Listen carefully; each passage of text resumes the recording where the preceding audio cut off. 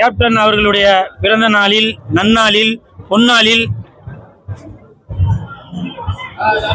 கேப்டனுடைய கோயில் சன்னிதானத்திற்கு கேப்டன் அவர்களை வணங்குவதற்காக வந்திருக்கேன்.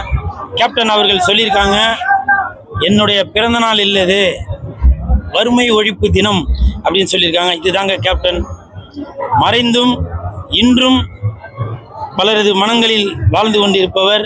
பல பேரோட வீட்டு ரேஷன் கார்டில் கேப்டனோட பேர் இல்லாமல் இருக்கலாம், ஆனால் நாங்கள் சாப்பிட்ற ஒரு பருக்கையிலையும் கேப்டனோட பேர் இருக்கும். அதுதான் கேப்டன். இன்றும் மக்கள் மனதில் வாழ்ந்து கொண்டிருப்பவர் கேப்டன் அவர்கள். ஒரு அன்னை தெரசா அப்படின்னு சொன்னாக்க அது கேப்டன் அவர்கள் தான். வீர வணக்கம், வீர வணக்கம், வீர வணக்கம், வீர வணக்கம், கேப்டனுக்கே வீர வணக்கம், கேப்டனுக்கே வீர வணக்கம்.